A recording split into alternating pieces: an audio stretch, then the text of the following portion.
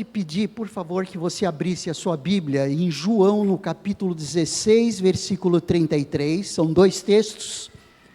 João, capítulo 16, versículo 33.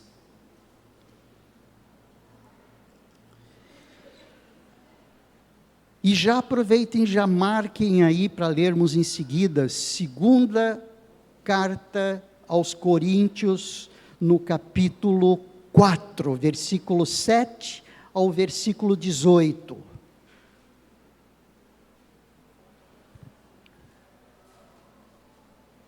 Segundo aos Coríntios, capítulo 4, versículo 7 ao versículo 18. Muito bem, o texto de João, capítulo 16, versículo 33, é um texto bastante conhecido, e que tem tudo a ver com o que tem nos motivado a estarmos cultuando a Deus hoje, com o contexto de aflições, com o contexto de sofrimentos, com o contexto de tribulações. Mas Jesus diz assim: falei essas coisas para que em mim vocês tenham paz.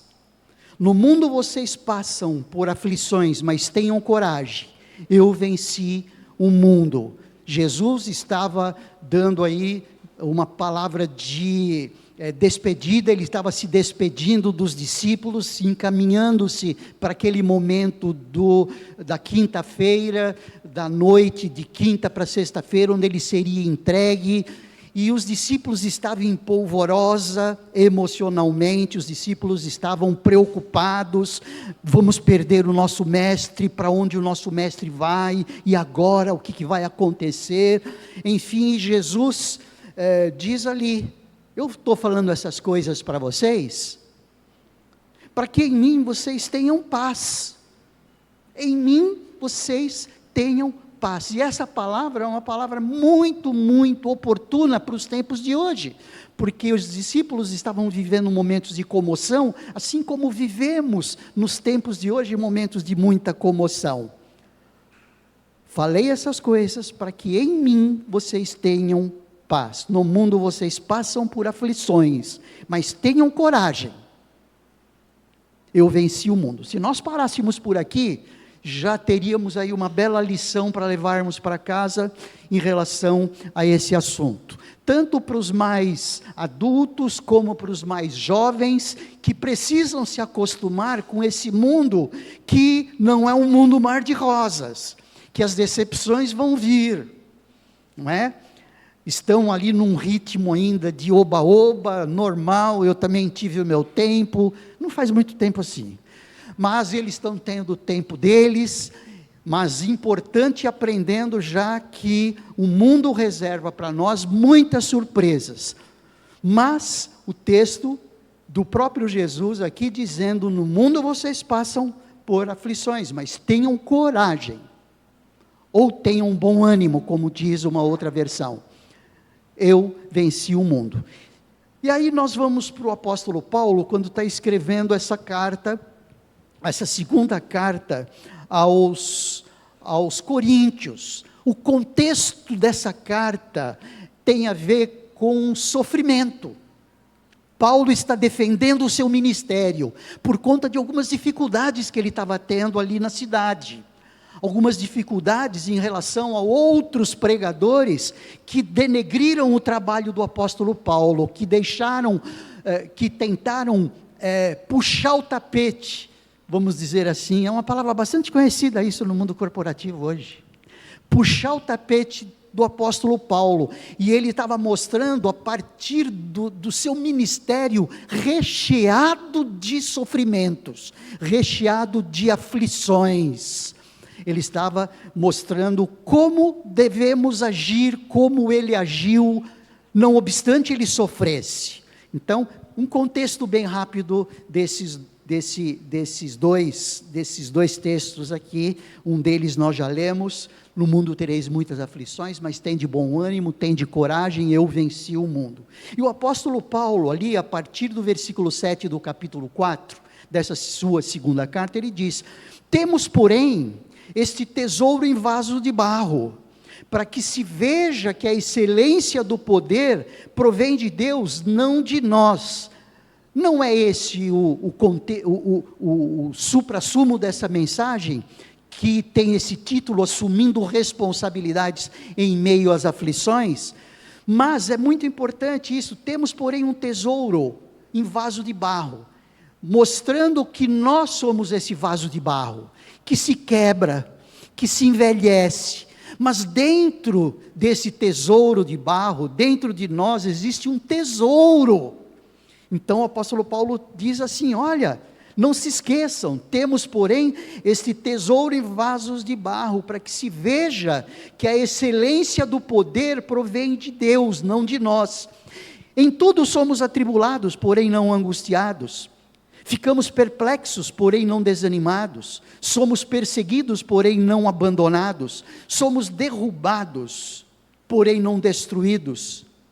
Algumas outras versões dizem: estamos caídos, porém não destruídos. Levamos sempre no corpo o morrer de Jesus, para que também a vida dele se manifeste em nosso corpo. Porque nós que vivemos, somos sempre entregues à morte por causa de Jesus, para que também a vida de Jesus se manifeste em nossa carne mortal. De modo que em nós opera a morte, e em vocês a vida. Tendo, porém, o mesmo espírito de fé, como está escrito: eu criei, por isso falei. Também nós cremos e por isso também falamos. Sabemos que aquele que ressuscitou o Senhor Jesus, também nos ressuscitará com Jesus e nos apresentará juntamente com vocês. Porque tudo isso é para o bem de vocês, para que a graça, multiplicando-se, torne abundantes as ações de graças por meio de muitos, para a glória de Deus. Por isso não desanimamos, pelo contrário, mesmo que o nosso ser exterior se desgaste, o nosso ser interior se renova dia a dia, porque a nossa leve e momentânea tribulação produz para nós um eterno peso de glória, acima de toda comparação, na medida em que não olhamos para as coisas que se veem, mas para as que não se veem, porque as coisas que se veem são temporais, mas as que não se veem são eternas. Esse é o tema da mensagem: assumindo responsabilidades em meio às aflições. Assumindo responsabilidades, porque esse é o tema do ano.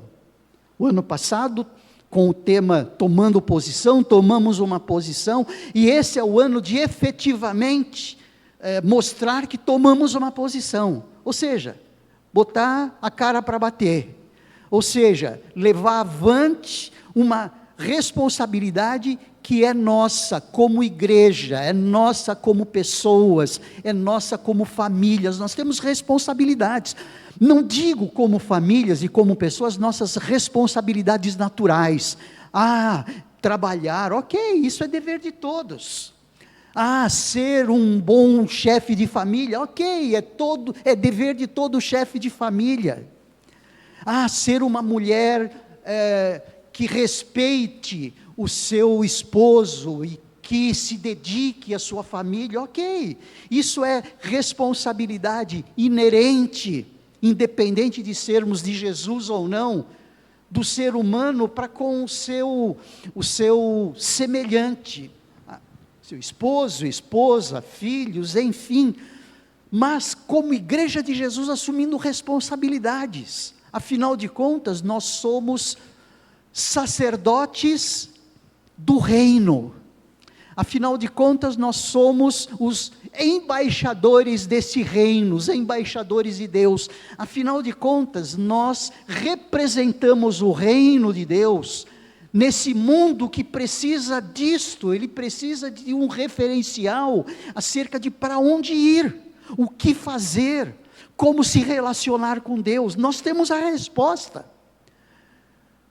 Nós temos a resposta acerca de qual é a solução para o ser humano, porque o ser humano, deixando-se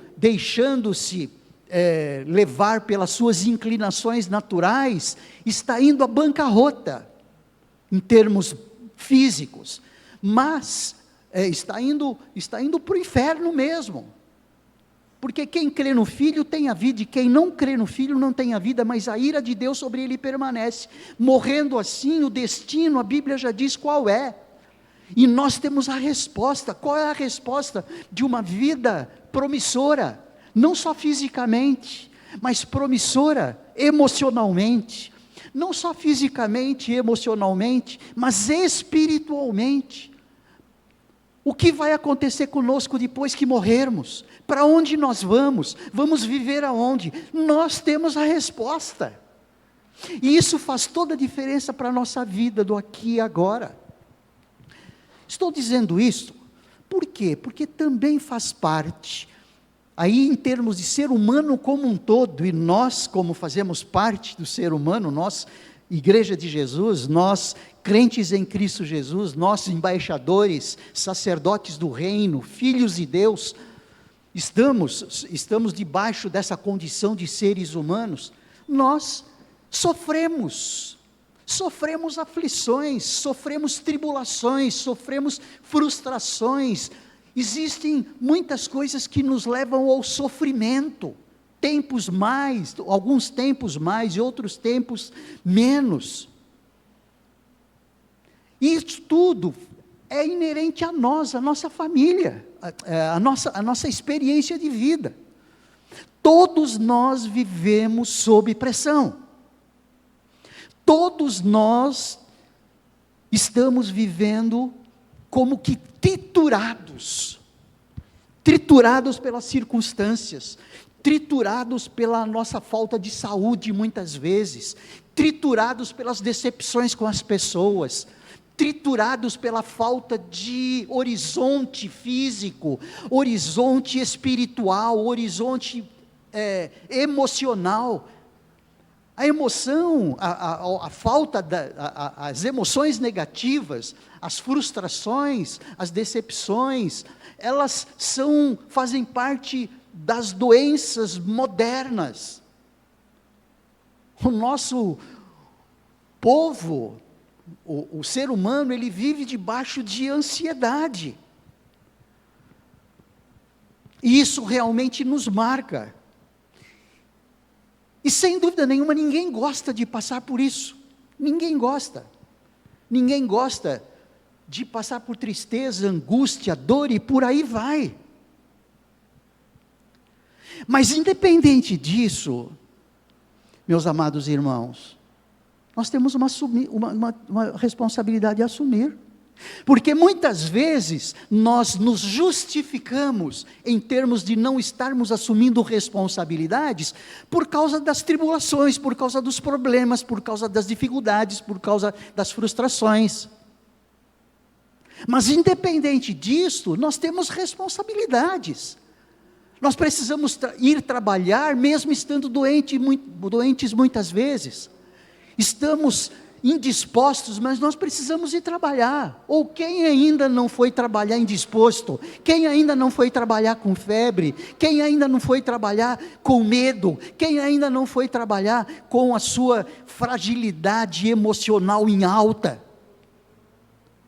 Ou seja, essas realidades do mundo são naturais, por isso é que Jesus disse ali em João 16:33, no mundo tereis muitas aflições.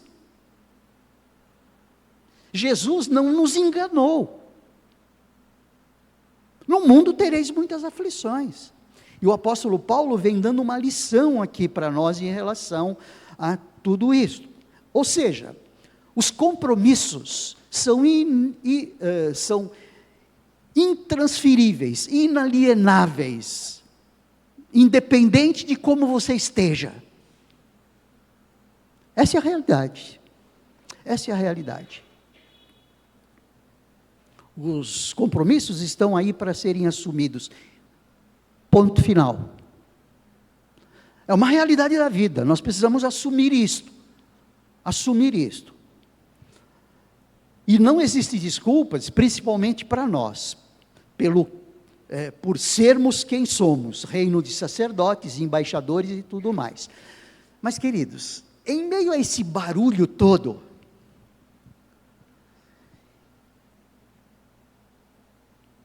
que assemelhar esse barulho todo com limões azedos acaba sendo até muito pouco.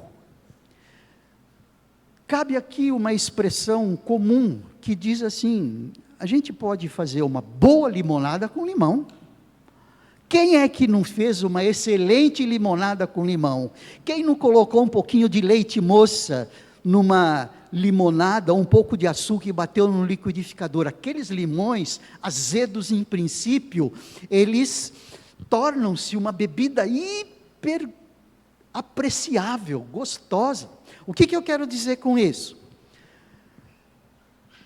Que nós podemos transformar essas contingências da vida, essas situações difíceis da vida, em bênçãos.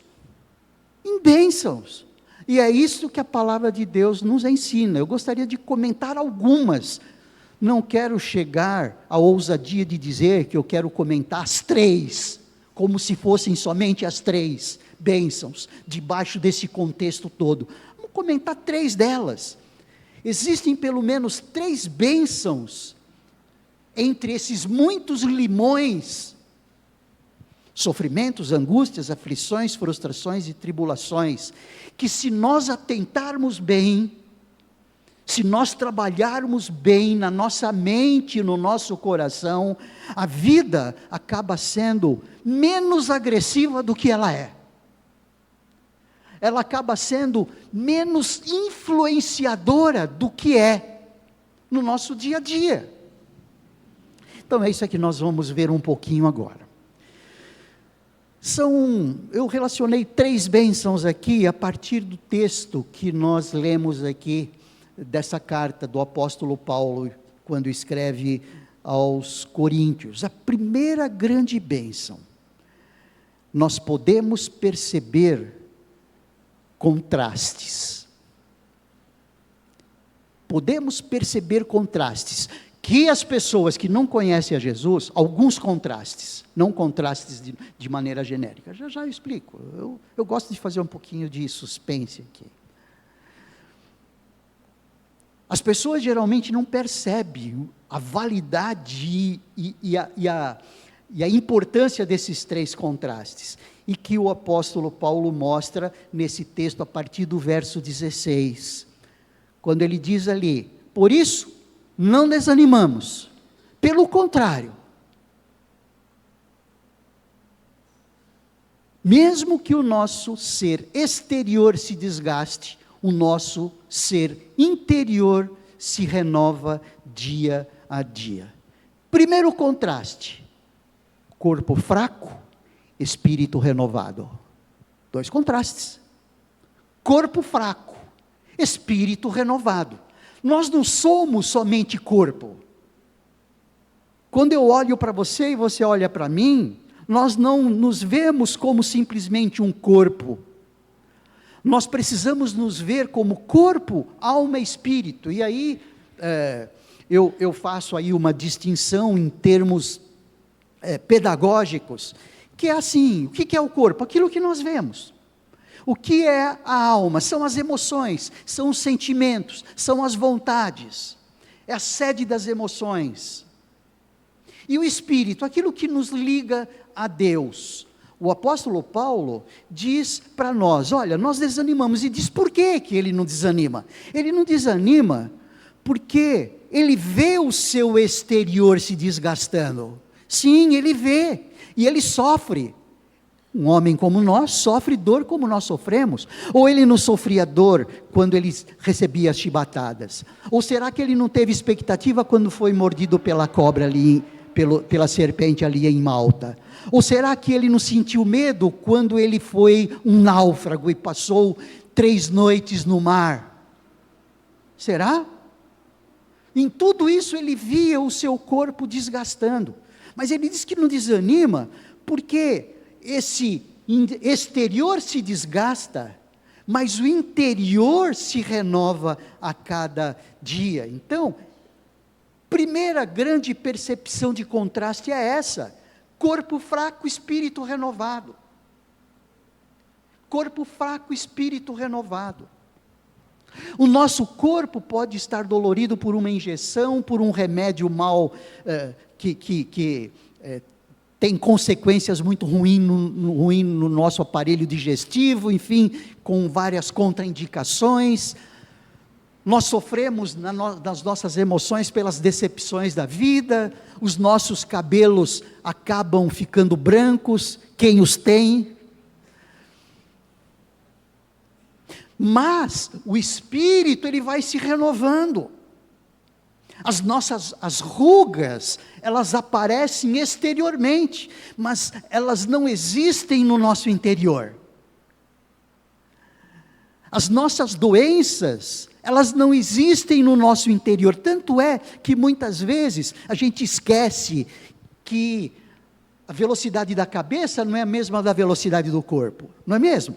A nossa cabeça, ou seja, as nossas vontades, as nossas concepções, os nossos planos, e aí a gente sai fazendo um monte de coisa, mas o nosso corpo, pé no freio, ele não aguenta. Mas o nosso espírito, ele se renova, ele está sempre em alta.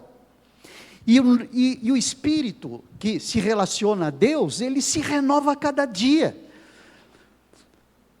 Nós somos seres humanos à semelhança de Adão, todos, como seres humanos nós somos semelhantes a Adão.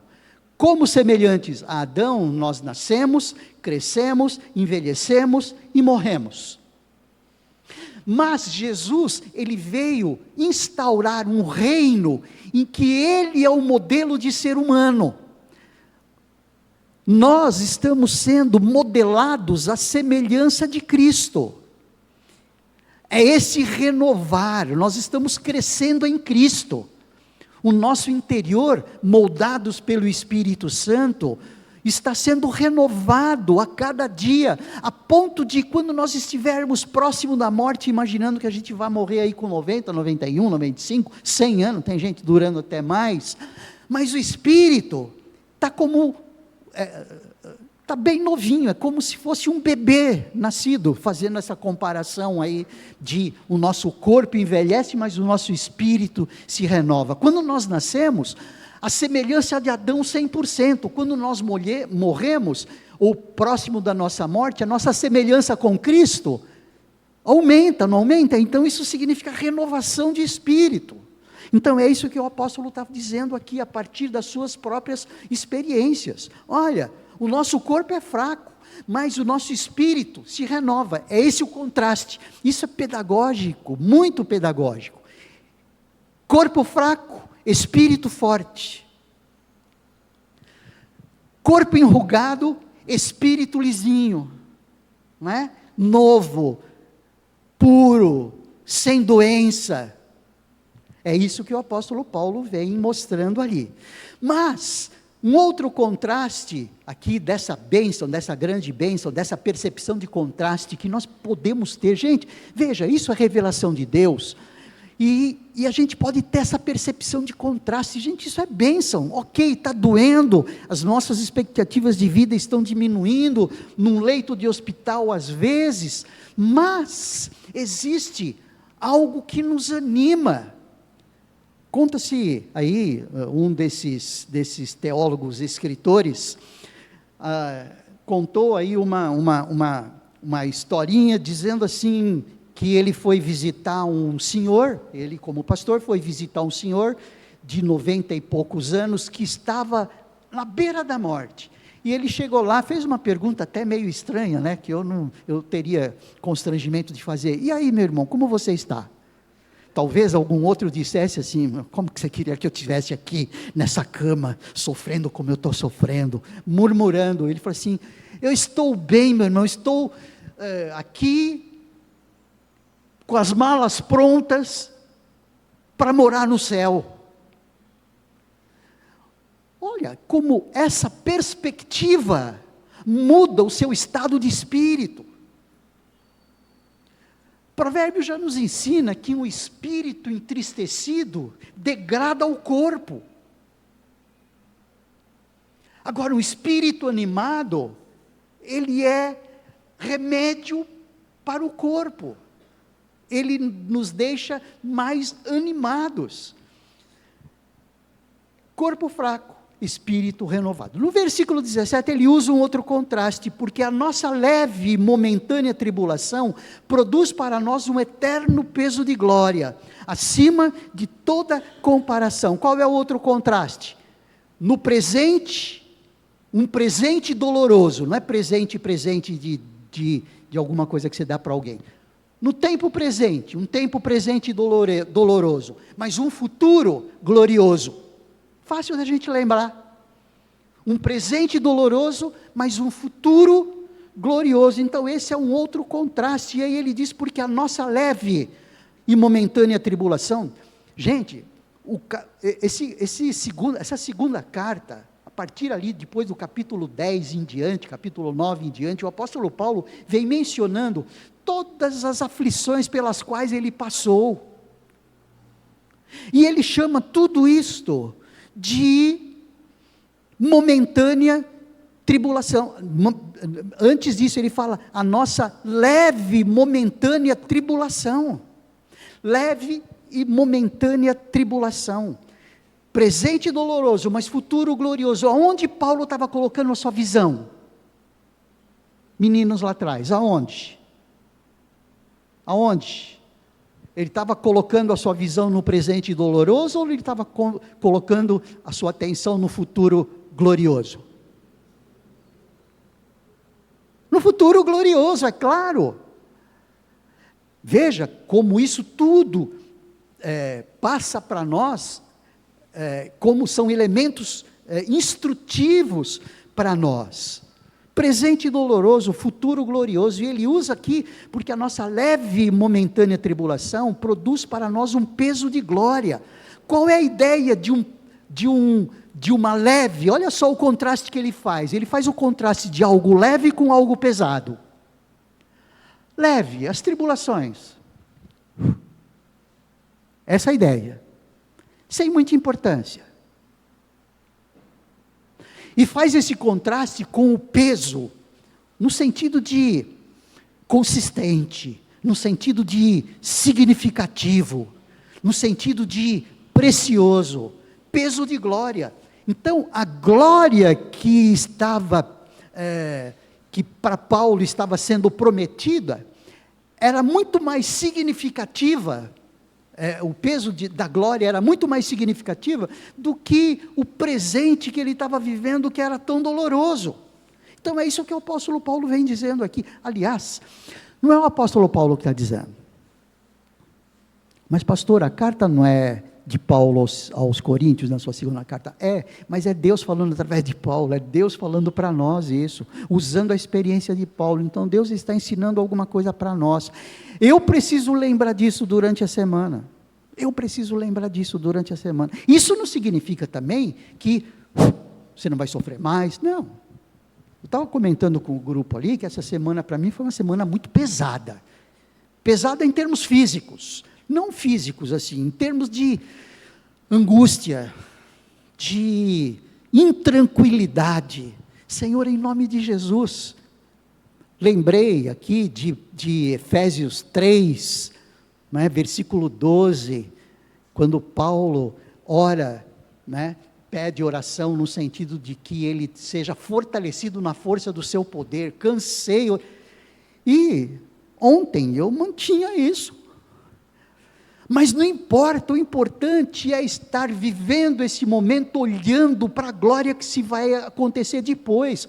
Dependendo aonde você coloca, dependendo onde a gente coloca a nossa vista, nós vamos sofrer mais ou menos, nós vamos ter mais esperança ou menos esperança, nós vamos conseguir superar mais, superar menos, vai ser mais dolorido, menos dolorido. Porque hoje, muitas vezes, é dolorido no corpo e é dolorido na alma, é dolorido no corpo e é dolorido nas emoções, mas pelo menos vamos fazer dolorido no corpo, que não tem jeito, mas na alma, algo leve, a ponto da gente entender o que Paulo diz ali em Efésios 4:6, não estejais ansiosos por coisa alguma. Aí aquela pergunta que a gente sempre faz, parece que Paulo está brincando com a gente. Paulo, você não sabe da minha situação. Mas dá para entender isto, dá para entender que quando nós olhamos esse futuro glorioso, as coisas, o presente doloroso acaba tendo um menor efeito. Em terceiro lugar aqui, dessa primeira bênção, ele fala ali no versículo 18, na medida em que não olhamos para as coisas que se veem, olhem só, na medida em que não olhamos para as coisas que se veem, mas para as que se não veem, porque as coisas que se veem são temporais, mas as que não se veem são eternas. Coisas visíveis temporais, mas invisíveis eternas. Coisas visíveis temporais, dura pouco tempo. Passa rápido o tempo, não passa? Talvez para os mais jovens, eu até 17, 18 anos, demorava para passar o tempo. Depois disso, começou a passar mais rápido. E cada vez mais. Mas, as coisas visíveis, o que a gente vê, são temporais, mas as coisas invisíveis são eternas. As coisas gloriosas são eternas, elas não vão ter tempo, a gente vai viver em êxtase espiritual, na dimensão de Deus, eternamente, não é como aqui que a gente sofre 5, 10, 20, 50, 70, 80, 90 anos, não, vai ser eternamente peso de glória. O apóstolo Paulo olha esses contrastes e diz o quê? Que dá para se fazer uma boa limonada, principalmente quando a gente coloca um pouquinho de leite, do leite moça da salvação em Cristo, do bater no liquidificador como agir do Espírito Santo. Não está na Bíblia, gente, é coisa que eu estou falando para os irmãos, só para juntar essas duas coisas aqui, mostrando o quê? Que nós podemos viver, sim, na vida que nós temos, cheia de aflições, mas com esperança no futuro. Com esperança no futuro. Então essa é a grande bênção, a percepção desses contrastes. Uma segunda bênção é a percepção do paradoxo. Eu inventei essas palavras só para chamar nossa atenção. Contraste, não é? Paradoxo. O que é uma coisa paradoxal? É fora do senso comum. É fora do senso comum. De maneira racional a gente não consegue entender. Isso é algo paradoxal. É uma percepção desse paradoxo. Como, por exemplo, uma delas o pastor Fernando já usou ali em Tiago no capítulo 1, mas tem outra em Romanos capítulo 5, versículo 3, quando ele dizia, não somente isto, mas também nos gloriamos nas tribulações. Gente, isso é um paradoxo. Gloriarmos-nos nas tribulações, gloriarmos-nos nos sofrimentos. Você está recebendo ali uma injeção dolorida de benzetacil, acho que nem existe mais, ou se existe, deve ter algumas injeções mais doloridas, na minha época era essa daí mesmo, né? Dolorida, e nos gloriar nisso, não somente isso, mas também nos gloriamos nas tribulações, sabendo que a tribulação produz paciência. Em Romanos 8, versículo 23 a 25, ele diz, porque sabemos que toda a criação, a um só tempo, geme e suporta as angústias até agora. Verdade, a gente vê isso. Você vê o teu animalzinho sofrendo de câncer, ele não foi maculado pelo pecado. O nosso animalzinho não tem pecado. Tem várias outras coisas em que a gente percebe a criação gemendo, não é? Por causa do pecado do ser humano. E não somente ela, mas também nós que temos as primícias do Espírito, igualmente gememos em nosso íntimo. Nós que temos as primícias do Espírito Santo, o Espírito Santo habita em nós, mas nós gememos no nosso íntimo, aguardando a adoção de filhos, a redenção do nosso corpo, a adoção de filhos no sentido completo, corpo, alma e espírito. Nós já fomos adotados como filhos no Espírito, somos filhos de Deus, inequivocamente, mas no corpo nós sofremos as consequências ainda da semelhança adâmica, aguardando a adoção de filhos, a redenção do nosso corpo, porque na esperança que se vê não é esperança, mas quem espera o que está vendo, vou construir de novo, porque na esperança que se vê não é esperança, pois quem espera o que está vendo?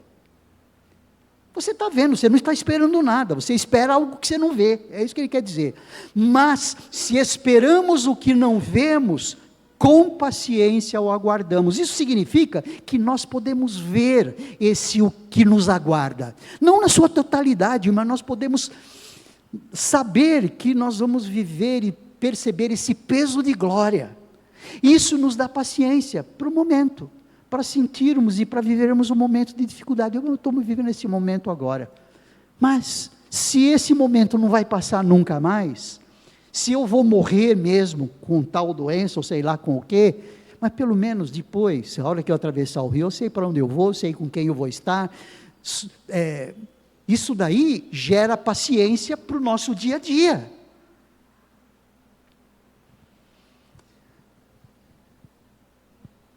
Esse gloriar-se na tribulação, não é, oba, está doendo, legal, não é isso. A gloriar-se na tribulação é fruto de fé nele, é fruto da fé no que ele vai nos prover depois. Então, essa segunda bênção, que é essa percepção desse paradoxo aí importante, é o que o apóstolo Paulo diz aqui, porque as coisas que se veem são temporais, mas as que não se veem são eternas, são justificativas ou apoios para que ele esteja se animando aí por conta das tribulações.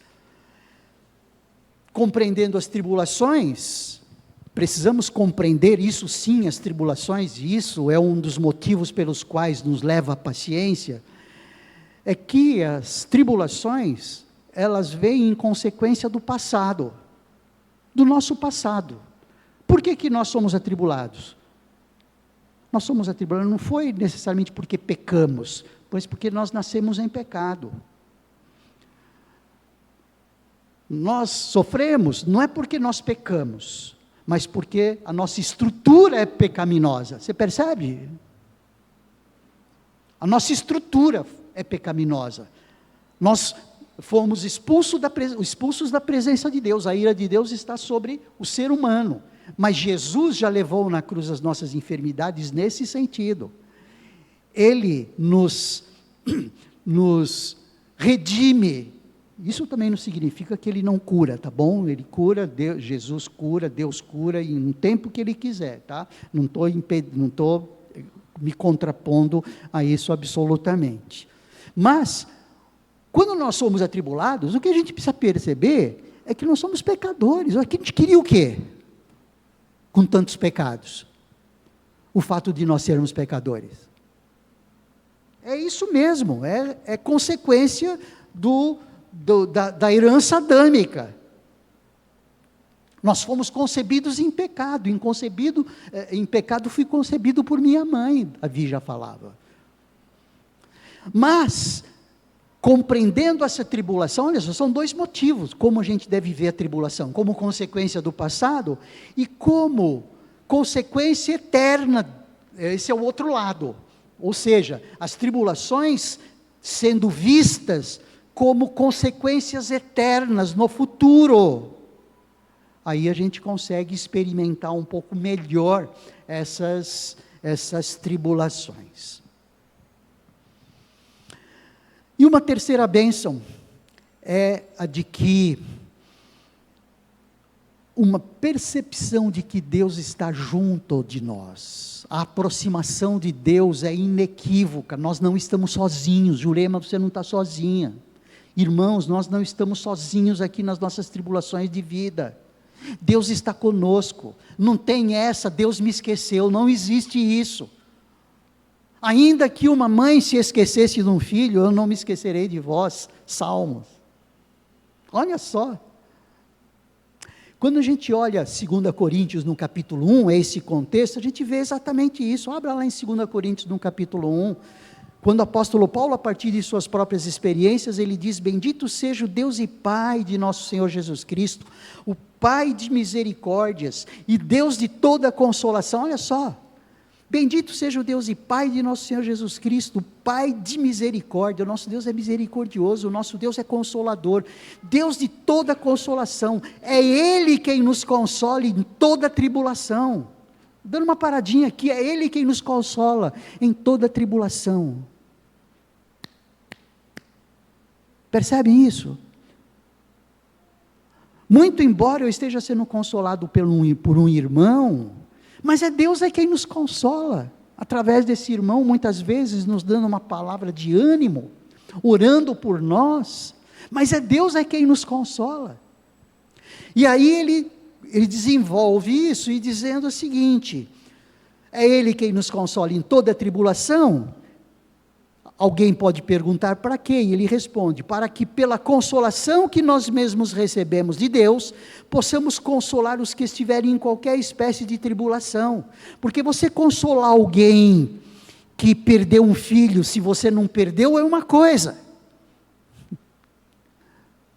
Você pode receber a seguinte questão: você não sabe o que é perder um filho.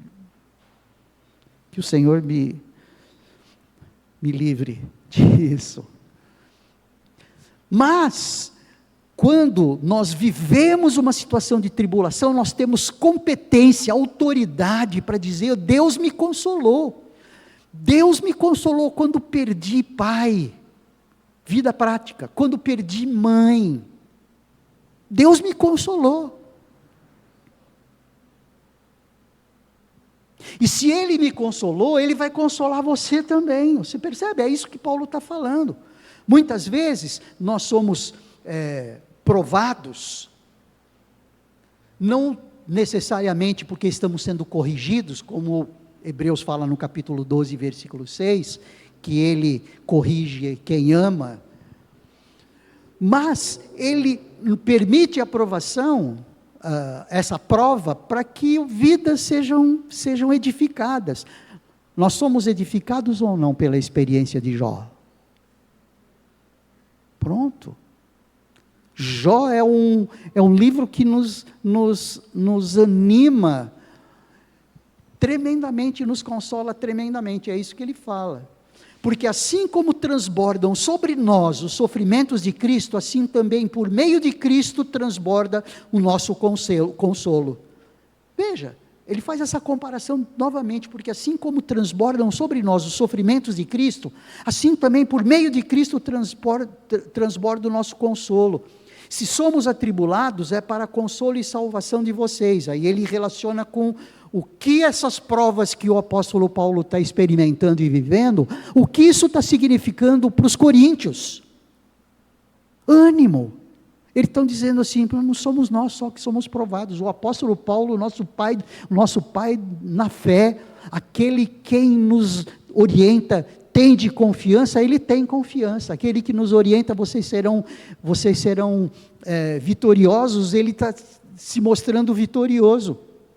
Então é isso que o apóstolo Paulo vem mostrando ali. Então, essa percepção de aproximação de Deus, e aproximação de Deus com eficácia. Deus é eficaz no seu consolo. Eu não sou competente para consolar alguém em sofrimento, mas Deus é hiper, super, mega competente para consolar alguém. Eu chamo até de morfina espiritual em alguns momentos. Gente, essas 3 bênçãos nos ajudam a viver nos ajudam a viver os momentos de sofrimento, os momentos de angústia, os momentos de aflição, diferentes de como nós estaríamos sem ter essa revelação do Pai.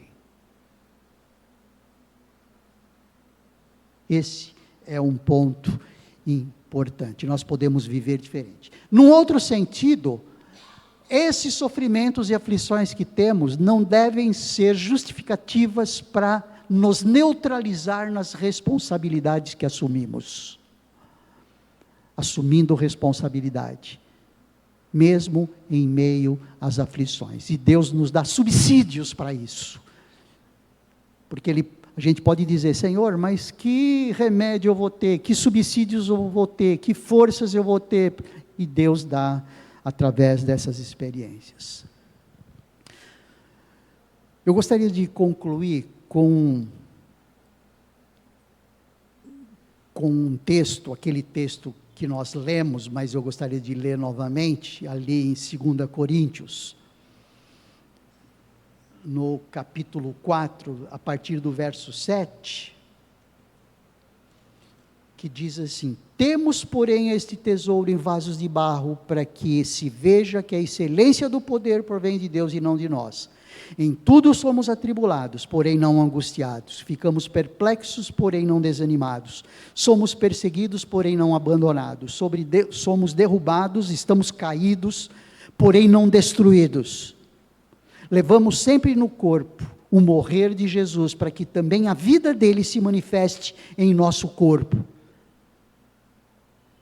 A partir do verso 13, temos, porém, o mesmo espírito de fé, como está escrito: eu criei, por isso falei. Também nós cremos e por isso também falamos, sabendo que aquele que ressuscitou o Senhor Jesus também nos ressuscitará com Jesus e nos apresentará juntamente com vocês, porque tudo isto é para o bem de vocês, para que a graça, multiplicando-se, torne abundantes as ações de graças por meio de muitos, para a glória de Deus. O apóstolo Paulo nos dando essa lição. E por final, eu gostaria de ler um lindo poema na base de Jó, de Priscila Viegas, que diz assim: eu te procuro, não sei onde estás, olho para o leste, procuro no oeste, também não o vejo quando ages no norte, ou quando te escondes no sul. Mas tu conheces cada um dos meus passos, conheces o meu caminho, prova-me e serei como ouro. Para ti nada é impossível, e nenhum dos teus planos podem ser frustrados. Duvidei até da tua sabedoria, falei das coisas que não conhecia, coisas que eram maravilhosas demais para mim, mas tu me mandaste escutar tua voz, e eu pude ouvir, pude te sentir. Agora sei, te conhecia só de ouvir falar, mas hoje os meus olhos te veem. Hoje eu consigo te tocar. Em ti minha fé se tornou inabalável. Não importa qual seja a dor, eu irei te adorar, meu Senhor. Que o Senhor nos continue a consolar nos vários limões da vida, nos vários momentos azedos da vida, mas vamos colocar um pouquinho de água, um pouquinho de açúcar, um pouquinho de leite moça, que sem dúvida nenhuma nós vamos tomar um belo de um suco. Obrigado, Senhor Deus, obrigado por esse tempo em que pudemos refletir sobre o assumir responsabilidades e o contexto de aflição e de tribulação e de sofrimentos que muitas vezes nós vivemos, pouco mais ou pouco menos. Nos ajude, ó Deus, saber viver esses momentos de aflição, mas com alegria, sabendo e tendo a percepção destas bênçãos que nós pudemos refletir nesta manhã. Em nome de Jesus, amém.